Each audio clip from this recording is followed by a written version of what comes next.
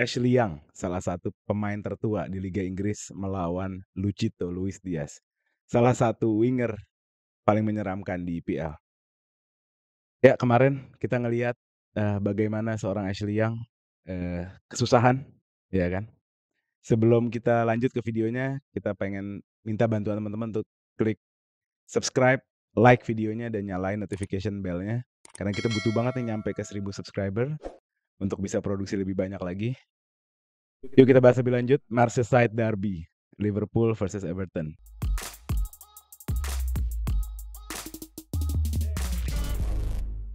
Nggak bisa dipungkiri kalau fokusnya adalah Ashley Young sih. Menurut gue dia salah satu pemain yang harusnya udah harus berada di bangku cadangan paling enggak. Dia udah nggak layak untuk menahan winger-winger IPL khususnya Luis Diaz. Gimana pendapat kalian? Menarik sih ini, dan gue tarik ke secara keseluruhan aja ya gamenya. Menurut gue babak pertama didominasi transisi, transitional football, dan sebenarnya Khasnya Liverpool. khasnya Liverpool sebenarnya. Dan gue ngelihat di titik itu Liverpool tuh serem banget gitu. Kalau main transitional football, kalau main counter press, main counter attack. Cuman ya yang tadi Ole bilang, di titik yang beneran turning point sih sebenarnya pas Ashley Young dapat double yellow ya. Dan fun fact, ini sebenarnya lumayan sentimental buat Liverpool, soalnya terakhir Liverpool lawan Liverpool dapat double yellow card yang akhirnya jadi red card itu 303 game yang lalu. Jadi berapa game tuh? Mungkin 8 tahun. Dan kalau kita ngelihat keresahan fans Liverpool di masalah lawan Tottenham yang 2 kartu merah, pokoknya mereka banyak lah McAllister, skandal. Van Dijk, Yeah. ya udah banyak ya kasus-kasus Liverpool dan wasit gitu kan. Iya, jadi Akhirnya dibayar di match ini gitu. di match ini dengan Ashley yang menurut gue jujur aja personally agak harsh ya dapat double yellow card. Soalnya kita lihat di babak satu yang sama si Mikas tuh sama banyak foulnya sama kayak Ashley yang di sisi itu. Cuman nggak bisa dipungkirin Luis Diaz adalah pemain yang sangat hebat, berani take on, yang akhirnya bikin Ashley yang susah gitu. Bang Gundo, pendapat lu? Ya ini gak kaget gue ngelihat derby Merseyside tuh ya udah kayak kalkulatus win aja buat Liverpool gitu loh. Mau Everton kayak apa, apalagi makin kesini Everton makin parah dari segi pemain, pelatih.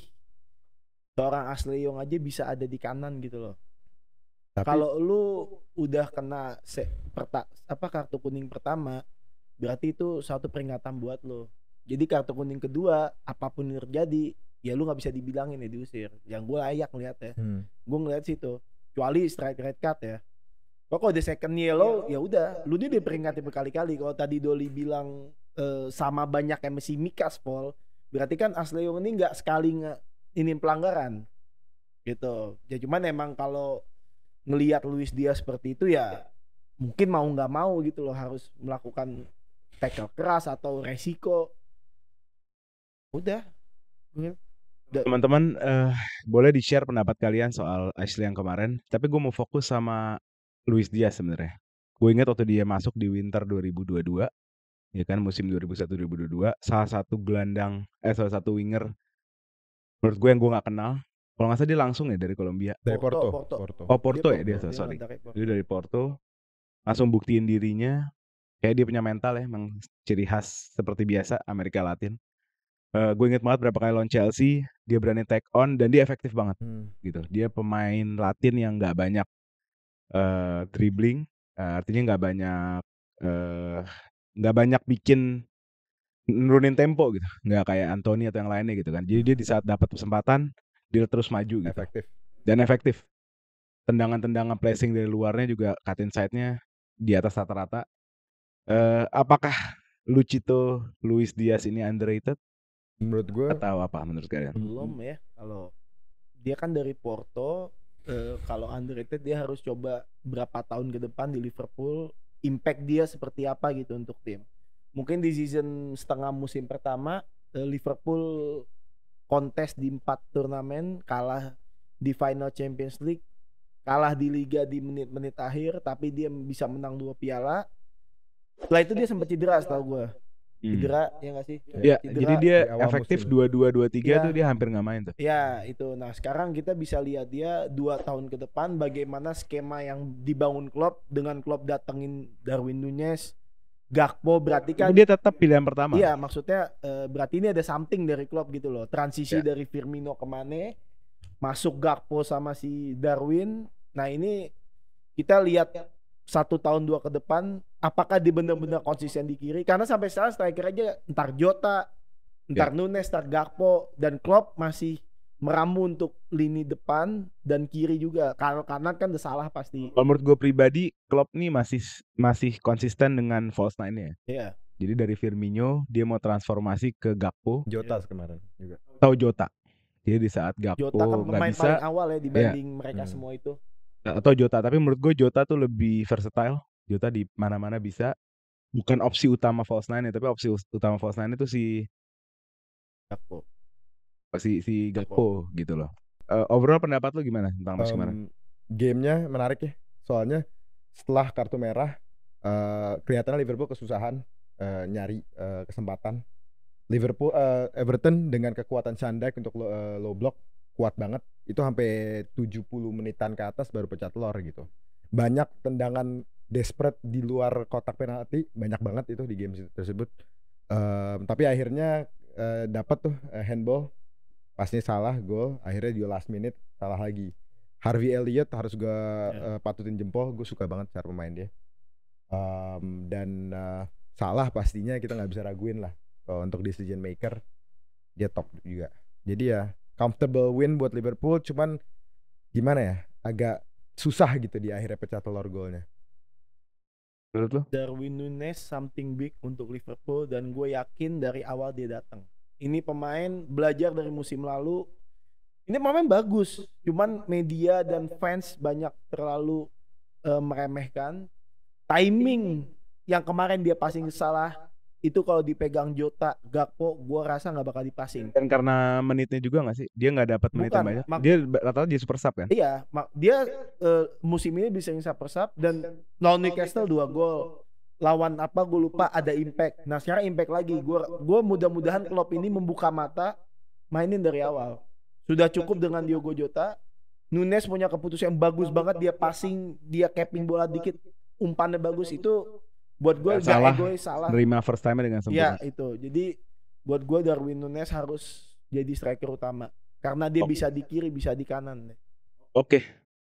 Yang gue ngomong sebelum liga dimulai, waktu break kemarin gue bilang kalau Liverpool nggak akan posisi bakal rendah pada Chelsea, karena gue ngelihat runtuhnya pilar-pilar mereka di midfield, ya kan. Akhirnya mereka nyari solusi, datanglah Wataru Endo dan Ryan Gravenberch. Gue tetap nggak optimis, tapi ternyata Klopp menunjukkan magisnya dan jeniusnya. Sampai hari ini Liverpool baik di atas rata-rata. Pertanyaannya adalah apakah Liverpool title contender? Menurut gue iya. Gue ngelihat Liverpool, gue masih ngerasa giginya, gue masih ngerasa ketakutannya sebagai fans Arsenal, apalagi kalau mereka main khasnya mereka dengan gegenpressnya dan transitional attack-nya. Dan kita lihat dari sisi midfield kayaknya udah Klopp gitu. Dari chemistry, McAllister jadi deep lying playmaker, Szoboszlai juga udah menunjukkan bahwa dia bukan pemain asal-asal gitu. Pastinya sayap dan striker itu udah stack banget. Kuatnya udah nggak usah diraguin lah. Jadi gue yakin sih dia bakal coba untuk contender title tahun ini. Bang Gundo, pendapat lo? Sudah pasti. Ini Liverpool 3 besar, tinggal pilih aja 1, 2 atau 3 kalau gue. Gitu. Udah. Ngelihat yang 2 apa? Yang 2 apa nih? 2 Arsenal kayaknya ya. Itu tetap City. Masih tetap. Menurut gue Liverpool di atas Spurs sih akhirnya.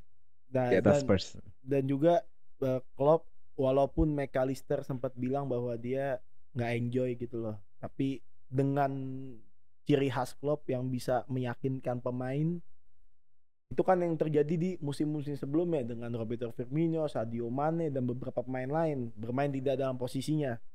Nah ini bakal ditularin lagi ke McAllister terutama, bahwa lu nih bagus di sini. Dan so far so good, oke. Nah ini yang buat gue yakin bahwa pemain-pemain on track secara permainan, secara psikologis dia akan memberikan semuanya untuk Liverpool. Makanya gue yakin dia title contender. Oke, buat teman-teman tolong tulis di kolom komen pendapat kalian, Liverpool akan menjadi title contender atau enggak. Tolong klik subscribe, like videonya, dan nyalain notification bell-nya. Kita butuh banget nih nyampe ke 1000 subscriber. Sampai ketemu di episode selanjutnya. Let's go.